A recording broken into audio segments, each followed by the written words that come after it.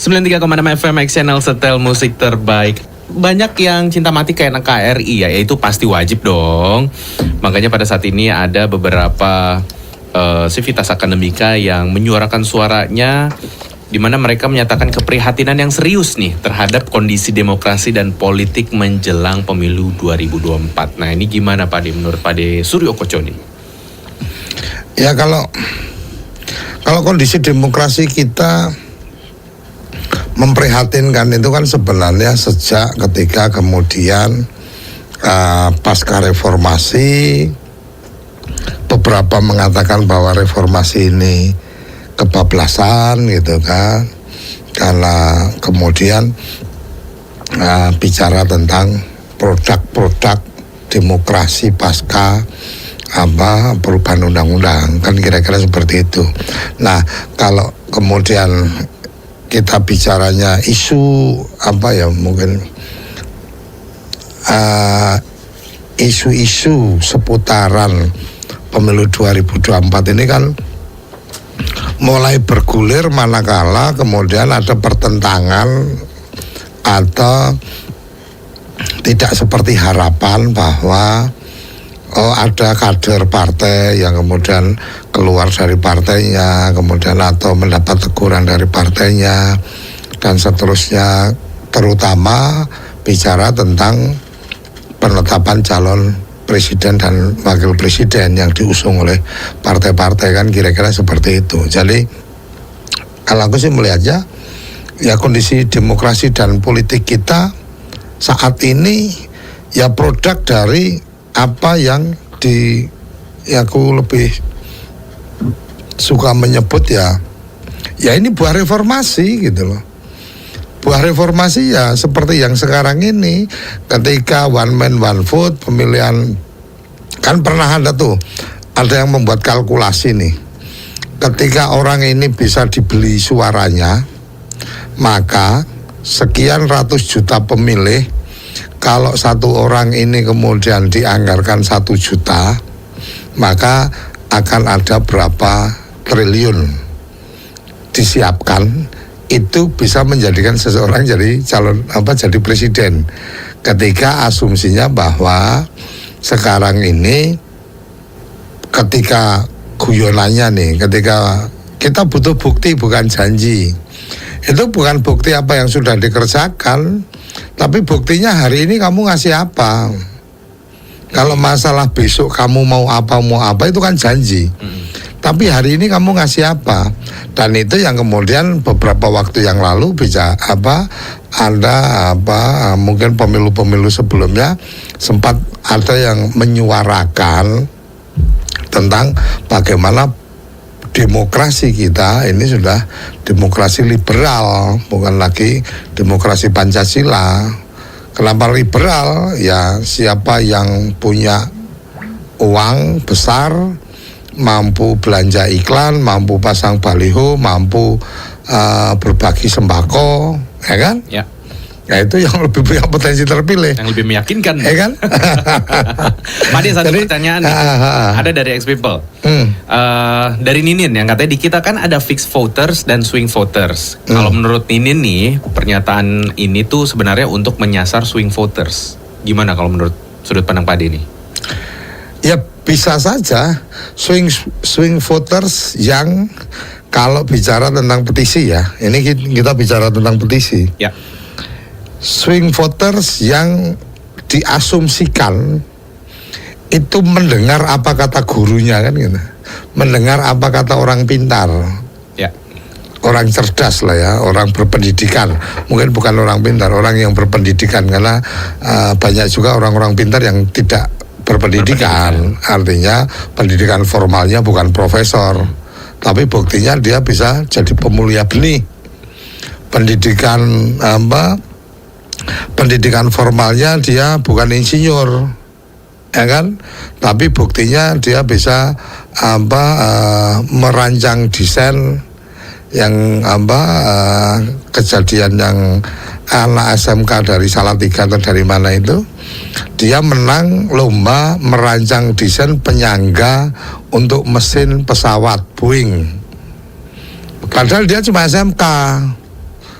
Yang insinyur-insinyur, yang engineer dari luar negeri pun itu juga ikut kompetisi kalah. Artinya kan ini pandai, bukan berpendidikan yang tinggi kan gitu. Nah balik lagi, apakah itu mengarah ke swing voter? Ya mungkin ya, tapi swing voter yang sekarang ini atau masa yang belum memberikan pilihan atau gampang berpindah dan seterusnya, ini kan karakternya beda-beda nih. Ada yang kemudian berpindah pilihan karena merasa tidak dihargai oleh calon yang kemarin didukung. Ini kan banyak kejadian nih. Oh dari pendukung ini pindah ganti baju menjadi pendukung ini dan seterusnya. Nah itu kan swing voter yang bukan karena mereka berpendidikan dan mendengarkan orang yang terdidik, tapi lebih pada emosional, perasaan.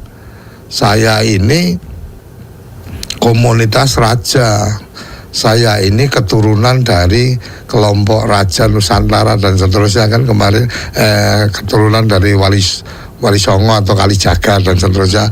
Kemarin kan juga sempat menyampaikan bahwa merasa tidak dihargai karena tidak disamperin atau apa dan seterusnya, minta waktu nggak bisa dikasih nah ini kan lebih pada rasa, emosi, dikasih penjelasan ilmiah yang kayak gitu yang nggak kena juga, nggak dapet.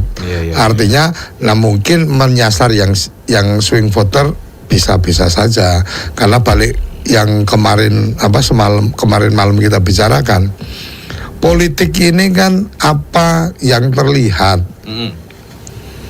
bukan apa yang sebenarnya. Beda politisi sama peneliti. Peneliti itu nggak boleh bohong, boleh salah. Jadi kalau kamu melakukan penelitian, yang tidak boleh itu adalah kamu berbohong, membuat data palsu. Bohong itu nggak boleh.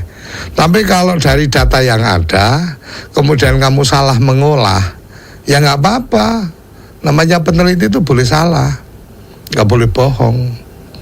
Nah kalau politisi lain, politisi nggak boleh salah, politisi nggak boleh salah, bohong atau tidak menceritakan yang sebenarnya, fine-fine aja, nggak apa-apa.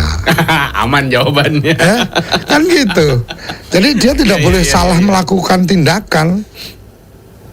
Tetapi kalau kemudian dia pura-pura nggak paham, ya nggak apa-apa gitu. Oke. Cuma kan pada akhirnya hari ini dunia ini sudah semakin terbuka. Kemudian data-data kita nggak perlu bikin database, kita nggak perlu langganan koran, nggak perlu clipping, nggak perlu punya kecerdasan daya ingat yang tinggi, itu kan. Ketika ada informasi kemudian lakukan cross check ke googling umpamanya, ya akan ketemu. Ya sama seperti yang kemarin disampaikan nih Pak Ganjar menyampaikan bahwa jangan memilih pelanggar HAM, jangan memilih gini. Nah kalau ketika seceng, lah waktu Pak Prabowo jadi wakilnya Bu Mega, Pak Ganjar ikut mendukung. Kenapa waktu itu Pak Ganjar mendukung?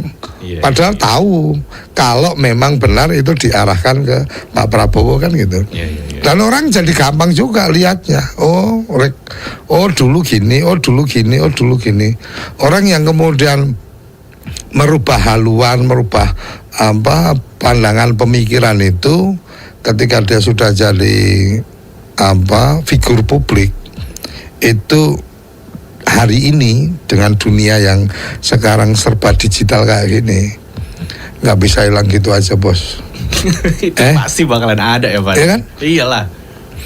Suryo Koco umpamanya ternyata pernah melakukan penyampaian pendapat pada saat pembahasan undang-undang desa. Ketika kemudian rekaman catatan dari DPR RI itu masih disimpan di servernya dia, di cloudnya dia, maka akan ketemu ini pada tanggal sekian tahun 2010 nama ini menyampaikan ini dari organisasi ini, nggak bisa hilang bos. Makanya kalau sudah masuk di wilayah itu harus hati-hati, jangan sampai ada berita buruk kan gitu. Kalau ada berita buruk ya sebisa mungkin jangan sampai ke publik kan gitu. Tarik terus makanya ya. Makanya Iya. tuh ex people kalau misalnya apa-apa ya, mau baik atau buruk, jangan apa-apa tuh serba posting, simpan aja dulu ya. Ya. Ini kita akan balik lagi dan kita masih di Ngompol Ngobrol Politik dengan Pak Ade Suryo Koco dan Rino Purba di 93,6 FM X Channel Setel Musik Terbaik.